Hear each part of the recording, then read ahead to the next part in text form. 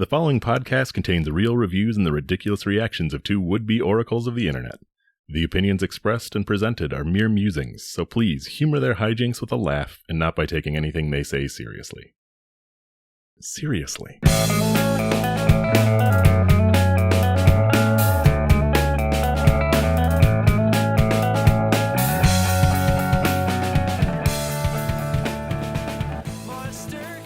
Hey, sports fans, this is ReviewParty.com. I'm Brent. I'm Matt. And we have an episode of a podcast. It's right here. You're already listening to it. It's kind of the good part. Ooh. ReviewParty.com is about the internet. It's about reviews on the internet. Places like Amazon, Google, Yelp. You know them. You love them.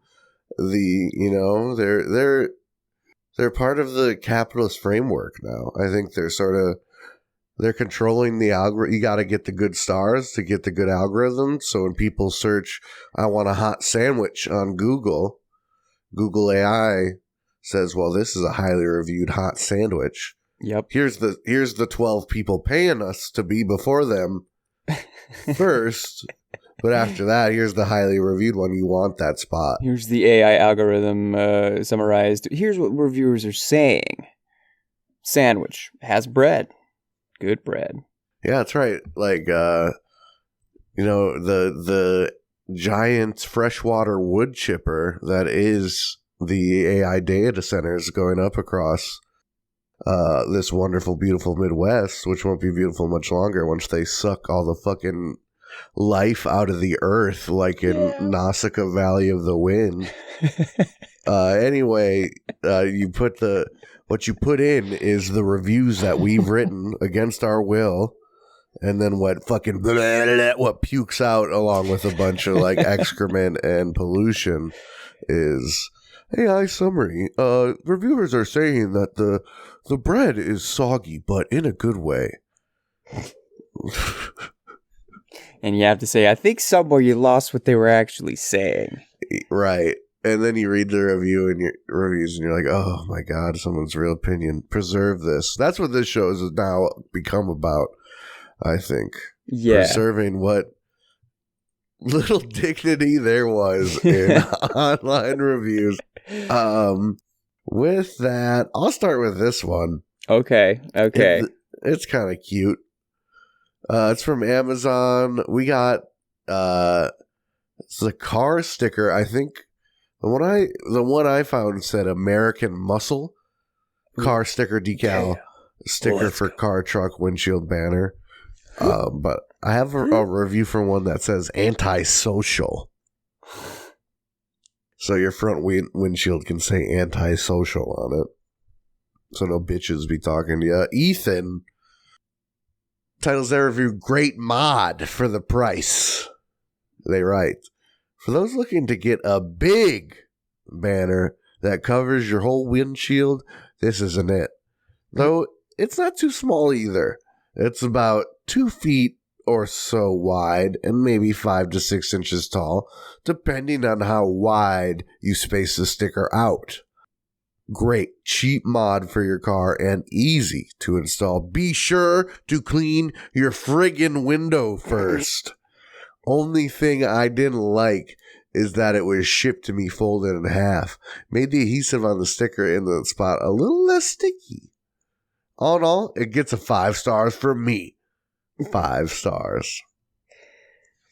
Now, do we think he made the mistake himself and didn't clean his friggin' window? Or he's just seen so many of his friends or his out of wedlock child? No, honestly, I would put that past Ethan. Ethan has seen a bunch of rubes around his neighborhood putting stickers on their dirty ass windows, and he is just fed up with it. I can't take it anymore. He's seen people putting them on the outside backwards, like, so I want to read it from the inside, but put it on that way. It's reversed when I'm in my car. This bit's very funny, and I want to continue in a minute, but that made me think there's a truck in my neighborhood that in giant gold letters in the back window of their cab says Gomez. Okay. So it's either they want everyone to know what their name is, or it's the truck's name, or it's like a football jersey where it's a a sports jersey says your name on the back. Right? Yeah. They're sort of so. Hey, what are you doing? We got to get Gomez over there. Yeah, it just needs the little numbers, little 69 underneath the little 67 underneath to make it better. Whatever the kids like, put that number underneath. We got a tree branch encroaching in the roadway. Somebody said Gomez. Everyone's clapping on the ground. There they go. Yeah, I don't know. I don't want people to be remembering me in my car. Yeah, I want it to something be embarrassing. Sort of an armor of anonymity. Right.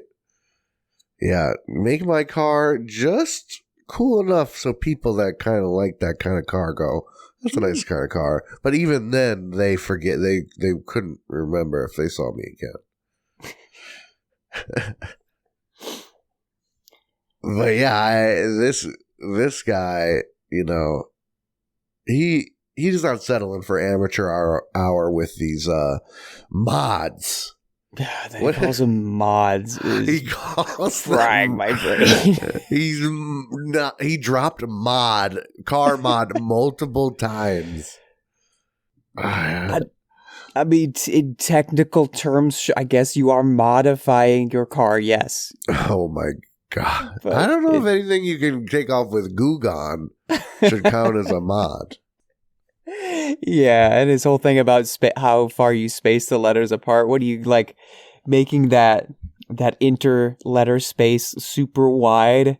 Like when you're reading the newspaper and they couldn't fit something on one line, so that word had to be way stretched out. Just looking at awky-docky wide letters.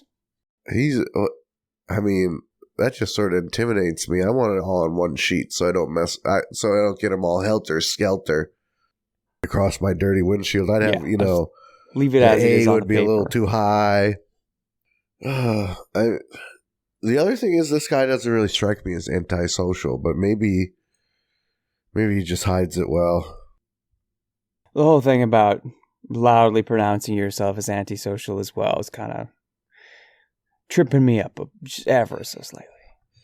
I have a love-hate with like car sticker windows. There's so many genres of car sticker window at this point. I think if you like get a new intake and a new exhaust, and in the box of the actual, you can, if you actually mod your car and they have a decal in there, you should put the decal in the window, in the back window. That's kind of fun. Should you put 37 different anime boys peeking over the side of the window? I don't know. Should you like rally drifting? Should you get a big hoonigan sticker in the back? Maybe. Should you get an anti-social sticker for your front windshield? I can't say yes. But do you have a review? Yeah, I've got something that is less related to modding your car, more related to like what happens when the data centers go up all over the rest of the country. I've got an Amazon review for a book titled "Reaching Home: A Post-Apocalyptic Journey, Dark Highway Home, Book 2." We'll play the cover game. Here's the cover. Oh, okay. Whoa. This looks like that, 2012? Is that apocalypse movie? Yeah. Looks like that, but just like shitty AI generated. Like, there needs to be a word for the aesthetic, the ebook only, Amazon ebook only published book. Mm-hmm.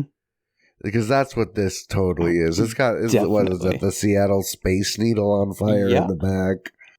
But it looks like a different skyline and they just dropped it in. Sure, it probably is. I'll just read I wouldn't have done this until I saw one sentence in the synopsis that I feel like bears reading, having both of us see the cover now. With the power grid down, North America has gone dark. Society has collapsed. Everyone is on their own without cars, planes, phones, clean water, food, or law enforcement. Cars would still work. Yeah, but what features prominently on this cover? Oh, an airplane. Why are they saying without planes? Maybe it's because this plane in particular, the propeller isn't spinning even though it's in the air. No, the protagonist magically has the only prop plane that exists. No one else is smart or cool enough to think of a prop plane. When literally most planes would work at least for, a flight and a half after the grid goes down. Well, anyway, here's a review from Fisherman Chris. Chris titles his review Almost Had It and writes, if it wasn't for all the anti-Trump rhetoric, the snipes at anti-vaxxers, the obligatory homosexuals, and a few other libtard snippets, the author might have had a decent book. Personally, I can't believe liberals are writing dystopian fiction novels, but hey, that's just me. The only reason I finished it was just to see if they made it back. Won't be reading the next one. 1 star. I love my barrel-chested right-wing dystopian novel writers like George Orwell. He fucking chewed tobacco, fucking threw his wife out the window. He fucking drove a Ford F-150 and he wrote dystopian literature. Yeah, that's the thing I remember most about Aldous Huxley is that he believed a woman's place was in the kitchen. And he has a Twitter profile picture that's a phone selfie kind of taken from a low angle, wearing sunglasses and a trucker hat, got a goatee and a toothpick hanging out of his mouth, but it's the only time in his life he's chewed a toothpick. Alternatively, his profile picture on Facebook's just a truck. I was going to say it's a shooting range cutout. Oh yeah. The standing next to the fish picture, that's pretty good too. But what did they say? Actual homosexual couples, or what was the obligatory homosexuals? Obligatory. Only thing worse than homosexual couples is those obligatory. Yeah, I don't really know much about Lars Larson, author of this book, but when Disney cowardly puts a same-sex couple in the background, they lose their shit. When they're quote unquote obligatory, they don't like that either. Just say it. Just say you're a homophobic piece of shit. Yeah. Don't say the obligatoriness was the problem, because you don't like it when they're a background character either. Plus, how do you make a non-obligatory same-sex couple normal in a book? You have to write. Words by nature are kind of obligatory, aren't they? Now that I think about it.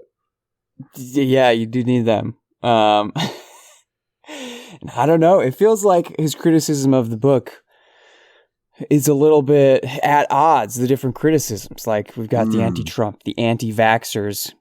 And is this what led to the apocalypse, or is it that there's homosexuals? Which is it? Can't be both, can it? So God's up there hating homosexuals. God is just like me, just like every other red-blooded American male, just spending all day thinking about homosexuals and all I hate them, how much I hate them. Just all day, all I can think of is they're so obligatory. I can't stop seeing them, and they're so obligatory and in my face. They're everywhere. I can't stop thinking about them. That's and it makes me so mad. It makes me so mad. I can't process any emotions. I'm angry. And that's how God is, because he made me in his image, right? Mm-hmm. So God's just like me, sitting in his fucking his office chair in his den, hiding from his wife, thinking about gay people, getting pissed off, right? But he's God and he's really cool. He's just like me, but he's really cool. I'm really cool too because he's like me. But he has superpowers, so he made the end of the world happen with his superpowers because he's sitting around thinking about gay people all day. It sucks, dude. Yeah. I went to Chris's reviews. I forgot. This is the guy who said he was full of toxins with the feet pads. I was just thinking about the onions and the feet pad. Yeah, every conservative knows that you can't trust like actual recognized medicine. You got to put something in your sock, and that's don't even fucking show up to church if you got those black demons in your feet, motherfucker. I know you go to church to cleanse your sins or whatever, but there's some you got to take care of first. You know, you got to pre-soak those sins before you put them in the dishwasher. I have a review that got a little out of hand, I think. So let's talk about some pie. Oh yeah, this is from Yelp. A la mode pies, Ballard location. I think Seattle area. We got DZ. That's the first name, and then the last initial L. DZL. They don't have many reviews, so they might be. This is fresh, 2025, so they might be new to the game. What happened to the recipe this year? This used to be the pie I looked forward to every Thanksgiving and Christmas with my family until a la mode management, all caps there, including management, I'm assuming must have decided to enact a cost-saving measure that turned the pie more into apple pudding bread. In the past, French apple pie had a nice thick, crumble top crust and underneath an identifiable individual apple slice chunks surrounded by delicious syrup-like sauce. Sick, dude.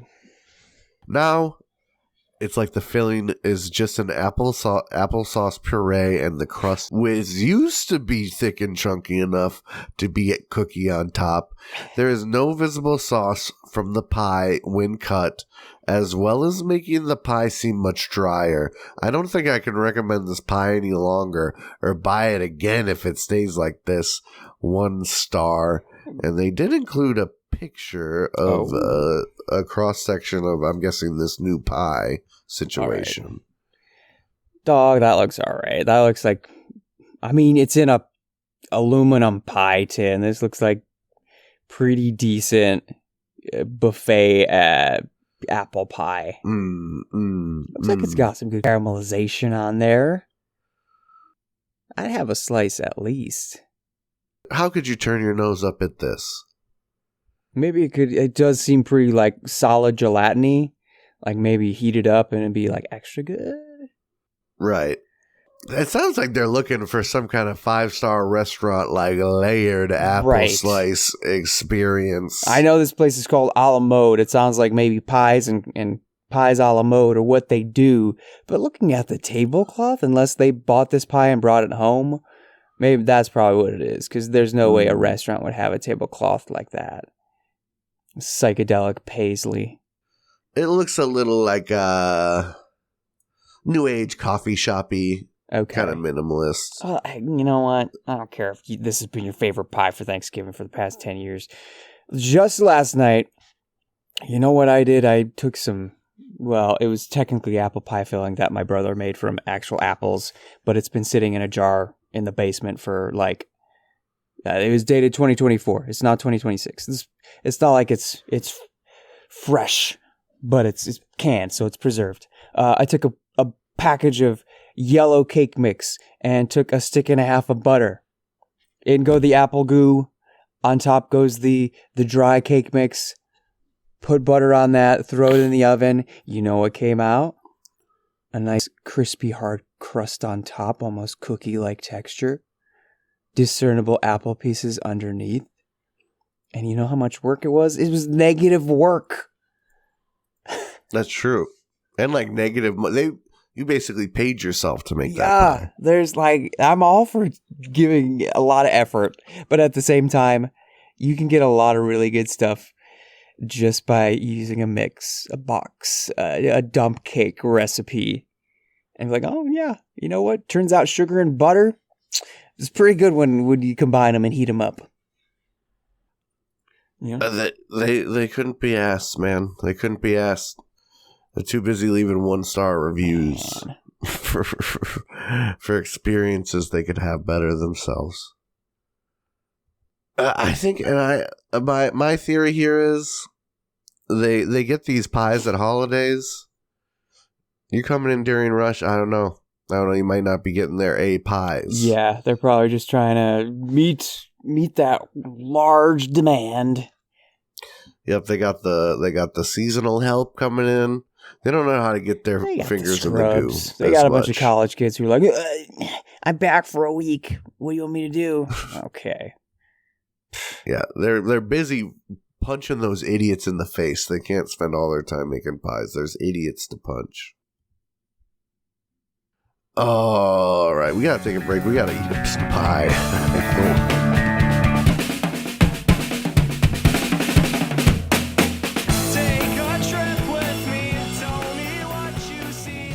Hey everybody, thank you for listening to our lovely little podcast. If you'd like to go above and beyond in supporting our show, or have the most fabulous conversation starter since sliced bread, go to reviewparty.com. Click on shop and explore some fabulous t-shirt designs. Where's your favorite place to wear a t-shirt? On my body.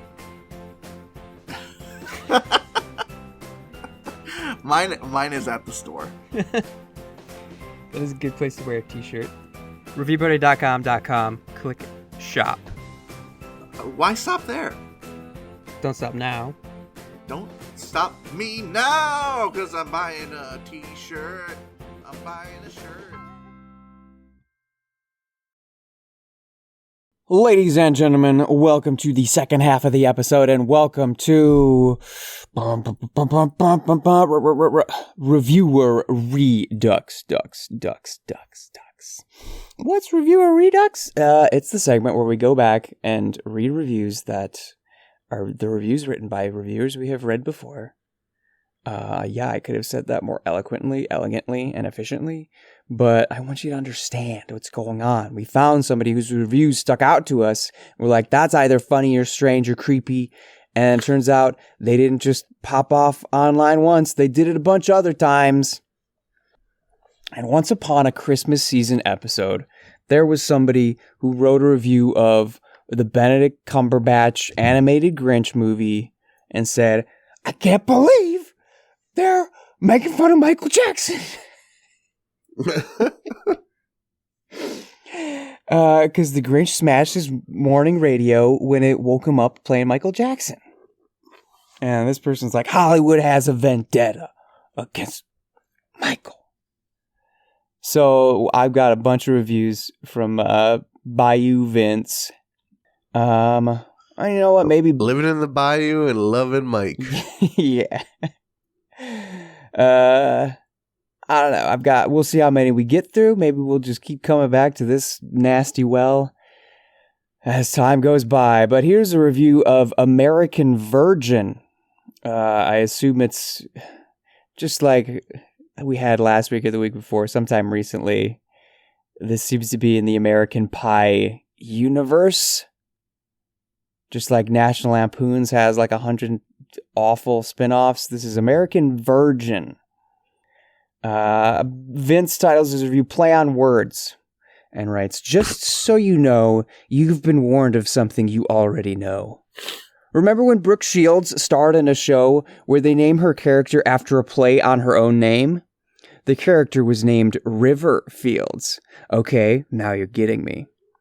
Hollywood for years has had a cottage industry in teen sex comedies. What play on words do you think that is? That's right. Teen means child. Do I have to tell you what sex means? Hollywood is supported by the government to be a god, And anyone who has participated in the media is essentially part of that godhead. And it does sound evil because it is. You can't get away with any of the things Hollywood gets away with if you don't work in Hollywood. You'd be arrested, and that's the kindest thing that would happen to you. That's right. The play on words for sex is PORN. Hollywood has allowed themselves to legitimately do child PORN for years. And it continues. And do not think there aren't any teenage actors involved under the age of 18. You want to delete this? You want to hide it? 1 star. When Sean William Scott drank cum-filled beer unknowingly. Sean William Scott knew. But his teenage character did not know. When he drank that cum-filled beer and he made the funny face, that wasn't funny. That was porn. And if you got a boner, you're going to hell. You're one of the Hollywood pedophile elites. I hate to say it, buddy. You're going to jail and then you're going to hell in that order. Yeah, I don't know if I want to stay on like the same wavelength. I think I'll jump over to this review of Curly Sue. I don't know if you like. I recognize this girl. Maybe she like drank a Pepsi in a commercial in the early 90s and was in a couple movies. But I couldn't. James Belushi's in this movie. I think this little girl's his daughter. Anyway, here's a review from Bayou Vince. The movie does what it sets out to do. Saw it a long time ago and remember how it pulled at the heart. If a movie is reviewed and it is found to have done its job and that is not acknowledged, the credibility of such sources must be questioned. Now, while sitting here wondering how many reviews with 2 lines managed to be posted, and this site is counting the words, here, as they are being typed, and started at 600, it is fair to wonder about many things. Who's connected and who's not? And why? How could any credibility not be questioned here as a result? Will this honest review be posted and published? Will the sad treatment stop? 10 out of 10.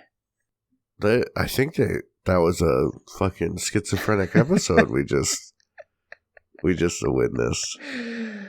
Yeah. I was listening really close. I was like, okay, I gotta lock in and listen to this review so I can say something funny after, as you do when you co-host the show. I don't know what the fuck they're going on about. Man, I really don't know. I really don't know. Words are information written that become reviews. Sometimes people write short things. Yeah, here's one that I feel like, while twisted, we can make some sense of it. It's for a movie called Fatal Bond. And it looks like softcore PORN, if I'm going to be perfectly honest, just from the cover. But I'll just read the review, titled, Guys Reviewing This Movie. At least be honest. You say it's not worth watching, but it is, to you, because you know Linda will disrobe. It's a lot like when guys call a girl fat, even though they secretly think she is curvaceous, but they want to psych the girl into believing she is unattractive, so they can convince all women not to eat, so they look so emaciated. Then the guys convince the girls that emaciated is attractive, so if they get rejected by the emaciated girl, they won't feel as rejected, because secretly, no guy thinks that emaciated is attractive. So girls, next time a guy calls you fat or a cow, know that they secretly think they would like to see your body type on their favorite downloading site. You know what that means. And then reject the guy. Watch him have a breakdown. This will prove that fat is the new curvaceous. So is cow. Also, in this world of games, if awards are given to every woman in a skin flick but one, that one is the guy's favorite. All of the aforementioned info applies. In a nutshell, all guys like this movie, especially if they are Linda Blair fans. And the reason is obvious. They say Linda is fat in this movie, but they don't think it. And they look forward to seeing proof, movie plot aside. However, the end of the movie suggests that her latter movies are not that good. 4 out of 10. I don't think I ever actually read the end of that before. Because it's so wild. That review kind of brought me full circle on Bayou Bobby or whatever. Bayou Vince. We dealing with? Bayou Vince. At first I'm like, okay, they're like doing a Pepe Sylvia, like newspapers and candid photographs taken from afar, like up on the wall with red string being traced between them. That's where they're going with their description of how guys use like psychological damage to control women. But the further it spiraled, the more I was like, this is just an old person who really needs someone to talk to. Yeah, like it did seem like there was maybe almost a point there, but it just kept going and going.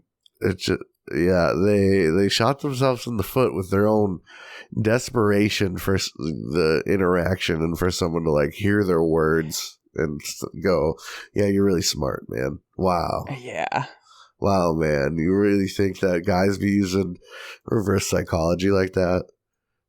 That's crazy. Well, to fully go full circle on Bayou Vince, I think we'll end with this review of I Want You Back, comedy starring Jenny Slate and Charlie Day. I didn't see it, but I was like, I like those people. Maybe it's a good movie. This review is titled Free Publicity, and Bayou Vince writes, this is not about commitment, but about who ends up with who by the end of the movie, if you're into commitment. But try as Amazon might, no matter who sings it, you can't avoid the invaluable free publicity that the king of pop gets by the way of that title theme. So, thanks. By the way, Amazon is keenly aware of this as they wait for that song to come on and do self-promotion during it. We see you, Bezos. 10 stars solely for the free publicity, not caring about what follows under this review. 10 out of 10. Imagine which is dick riding some music artist that you liked in high school for this long and this much. I really like Modest Mouse. I've really listened to them for a long time. I'm not like going reviewing movies with their songs on the soundtrack being like, damn right you're paying respects to the unsung kings of indie music in the 90s. It's like, it's not, I don't know, it's not about that. And Michael Jackson and his legacy, as complex as it is, his music isn't him anymore. It's owned by corporations and it's traded in basically money laundering schemes, for commercial projects. Like it just doesn't, no one, maybe, if you're lucky, one or two people had reference for that song or really wanted it for the project. And that's why it made it in. More likely, some producer was like, hey, we paid for this. We got to use it. Here you go. Mm-hmm. Something like that. Like, here's some songs we could use. It's just, it's all damn scheme, man. If you're so smart at reverse psychology midgies and stuff like that, you should be knowing instead of just blindly sucking the toes of a dead man. Word. Or a dead 1%er. Well, thanks for bringing us back to the Bayou. This is the only review I have left on my list, so this is what I'm going to read. This is from Amazon for the Soulmate Napa Cabbage. It's soul like the city. Okay, love it. Yep, Soulmate Napa Cabbage Kimchi, 56 ounce. That's 3.5 pounds for those keeping score. Authentic Korean, probiotic, gut healthy, small batch, made in USA. This is the best reviewed, not the most reviewed kimchi on Amazon, but the best reviewed. And it comes in the other kimchis on Amazon are scary looking. This one comes in like a Like, it looks like Grandma put the sticker on the package before they sent it. You know, Okay. It's very... there's the screenshot button. I'm sending that. This is someone made this kimchi in their garage and is sending it to you. They've type got the vibe. vacuum In a sealer. good way, complimentary. Yep. Yeah. But let's hear what Amazon Junkie has to say. They write, tasty and crunchy. Don't have any opinions around where. Oh, don't have any options around where I live for kimchi. Moved from out of state where I used to get it all the time at a Korean grocery store. I was skeptical at first ordering it online, but after reading reviews, I said, why not? I'd like to have the option for faster shipping, and I'd gladly pay for it. Now that it's getting hot, I'd recommend at least 2 ice packs instead of just a small one. Even though the ice pack was melted, after 3 to 4 days of delivery, the product was somewhat cool, but warm in spots. But the product itself was fine. I'd recommend opening the package for the first time outside. If you know, you know. The kimchi itself tasted good and has a nice crunch to it. I have a kimchi storage bin that keeps it fresh for months in the fridge. I wish there was a spicier option, but this one had good flavor. I will definitely be ordering from this company again for sure. 5 stars. I don't know how much Are they just leaving it like in their mailbox for 3 days? Or are they thinking it's actually in transit with just that one ice pack for like 3 days? Like the truck is going over the countryside for 3 days just because you see it shipped and it arrives 3 days later. I don't think they just like, hey, this little ice pack's going to last 3 days. Chuck it in as we drive from Ohio to, I don't know, North Dakota. I don't know. I think Amazon might be just letting your shit free ball. I don't know about that logistics there. I guess I don't either. But they're not ripping open packages and putting new ice packs in. I think they just put one little gusher in there and let it rock. Man, then you just need to buy yourself one of those special fridges that gets nice and cold, so you can make your own kim and chi. Yeah, I think your own kimchi is the way to go. This looks like nice kimchi, and I don't think room temperature cabbage for an afternoon is gonna fucking kill ya. But it's just cabbage and hot sauce, man. Just let that like ripen up for a while. You're good to go. And it says it comes from Texas. I don't know. Maybe you get a different Amazon kimchi if you're far from Texas or whatever.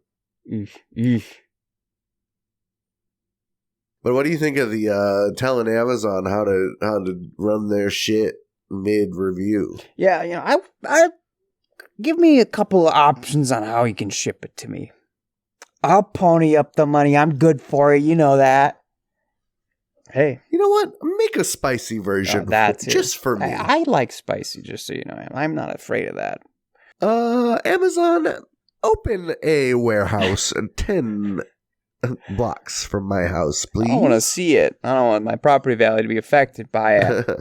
I don't want to see, 6 of your little Amazon vans coming out in formation all on a line on a Sunday morning. Just parking wherever they want. Yeah, man. If you put your hazards on, it means you can fucking take up 2 lanes. Go right ahead. But hey, if you can get you can get the kimch within 40 minutes, yeah, that's worth it. That's true. When I lived in Chicago, that was a huge Benny. Getting those, like, you could pay for the same day delivery, Amazon showing up like it's a goddamn pizza and handing it to you. That was pretty mind blowing. And I guess it was some cold. I need a cold fistful of kimchi handed to me. Don't even package it, please. Just hand it to me raw, so I know it's cold.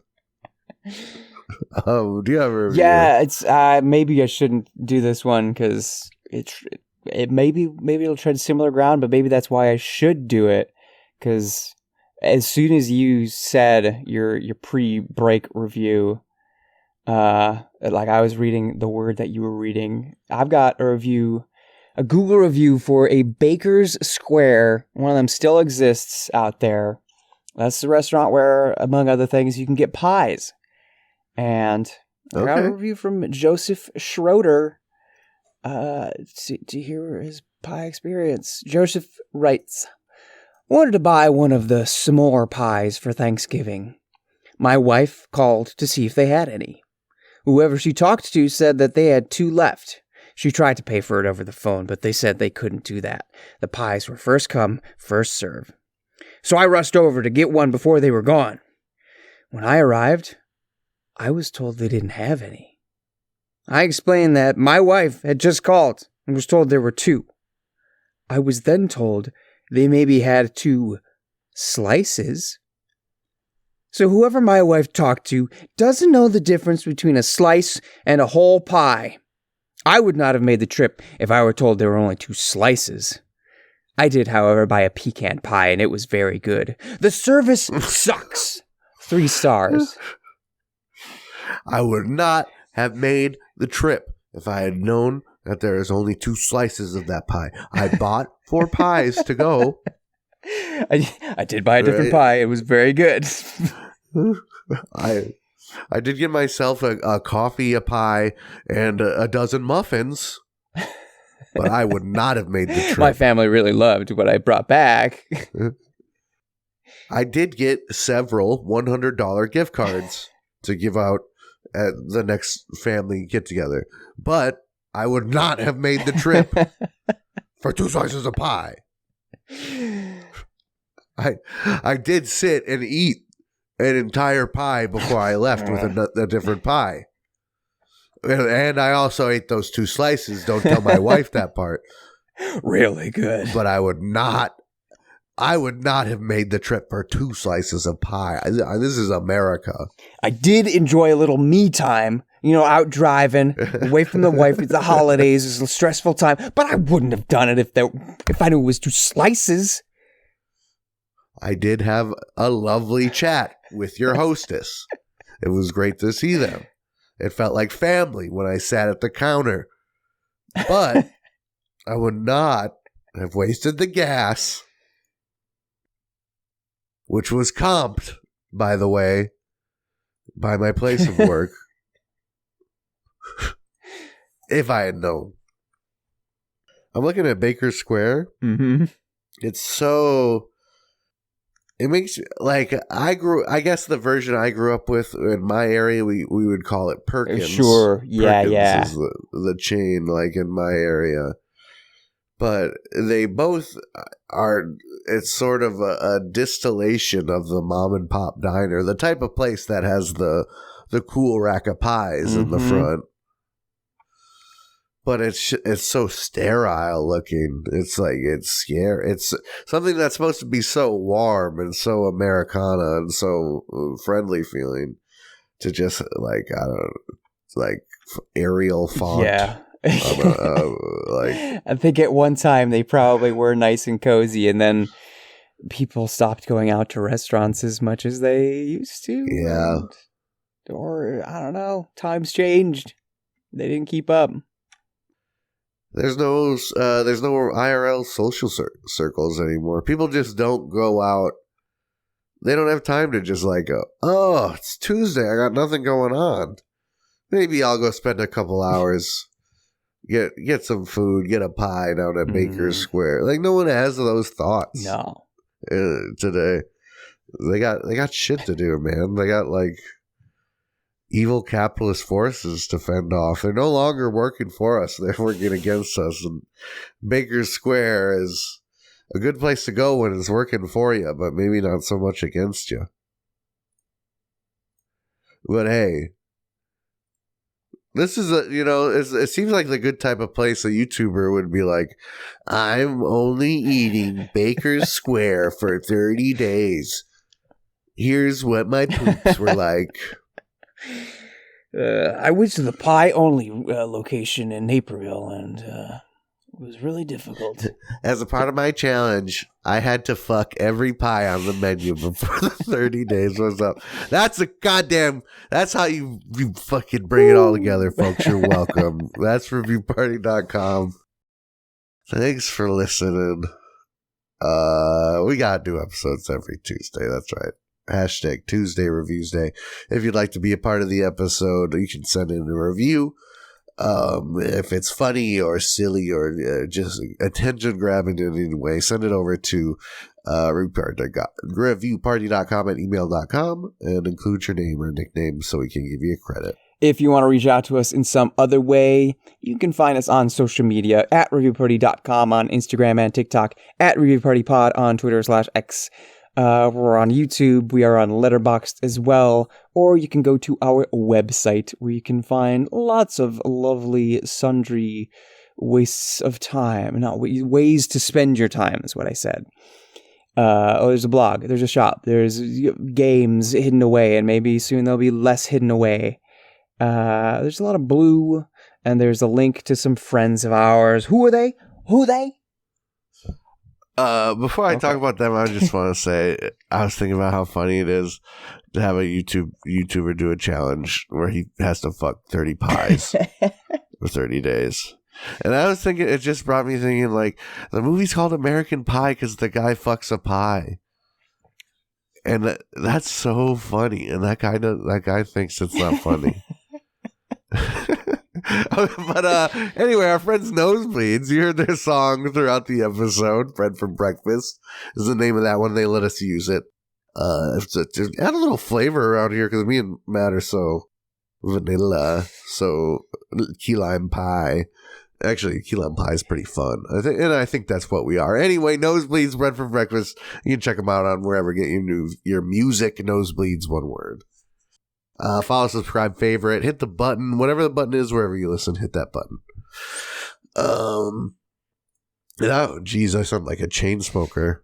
I'm getting over a cough, but I got a review to send us out of here. Review to send us off from Amazon, the Pomona organic cold pressed beet juice, non-GMO, no sugar, gluten-free, kosher, preservative-free.